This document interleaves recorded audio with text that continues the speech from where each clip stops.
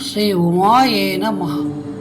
ఉమాసహస్ర వైశిష్టం దశమ శతకము అష్టత్రింశస్తబకము శ్లోకము మరి తాత్పర్యము 18 నుండి 25 వరకు.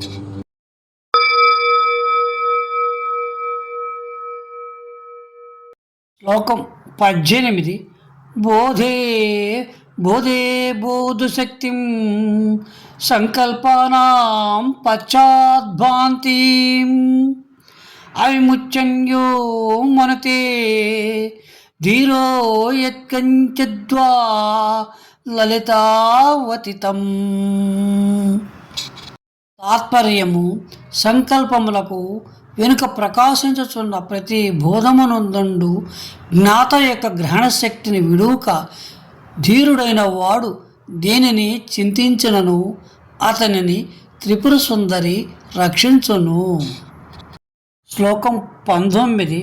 దృష్టౌ ద్రష్టశక్తిం లోచన మండల మధ్యే భాంతి అవిముచ్యన్య పశ్యతి ధీరో యత్కించద్వా తమవత్తైంద్రీ.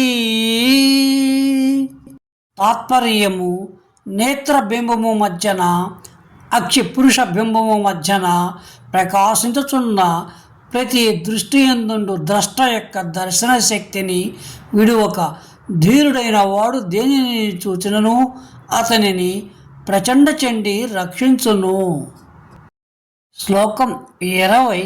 ప్రాణసమీరం విదదానామిమం నిత్యాం యాత్రామత్ర శరీరే చరణే చరణే పరిశీలయత స్థిరదృష్టిర్యస్తమవతి కాళీ.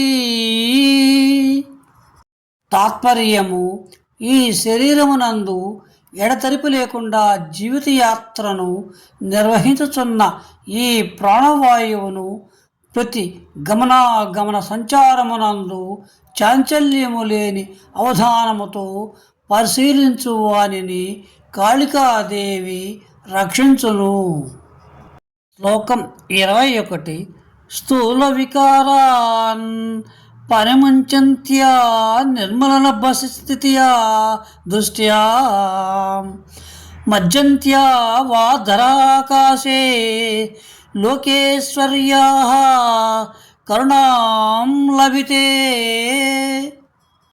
తాత్పర్యము: బయట అంతటా కాన్పించు స్థూల వికారములను పరిత్యజించి నిర్మలము రూపరహితమైన ఆకాశమునందు నిలిపిన దృష్టితో గాని హృదయమునందు లీనమైన దృష్టితో గాని సాధకుడు భువనేశ్వరీ దేవి కృపను పొందును.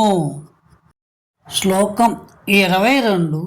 సర్వవికల్పాన్ పరిభూయాంతర్విమలం మౌనం మహాదౌల్యం వ్యా కేవలమేకస్తిష్టతి యోంతం స్తం సా జ్యేష్ఠా కురుతే ముక్తం.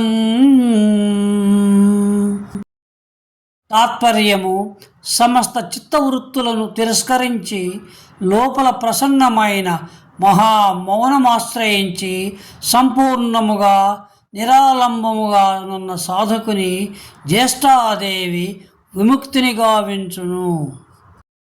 శ్లోకం 23. మూలే స్తుత్యా భైరవాఖ్యాం తారాం దేవీ ముద్గీతేనా సేవే తార్యో వీతరహస్యో మాతంగీం తాం గుణగానేనా. తాత్పర్యము: ఉపాసన రహస్య జ్ఞానము గల పూజ్యుడు మూలాధార నిష్టతో త్రిపుర భైరవిని ఓం అని ఉపాసింపదగిన ప్రణవనాదముతో తారాదేవిని స్తోత్రముతో మాతంగిని సేవింపవలెను. శ్లోకం 24. అసంబంధాదచలో భూత్వా రుద్రప్రాణో బగలాం భజతే అవితో వ్యాప్తం వ్యక్తం తేజ కలయన్ కమలాకరుణాం లభితే.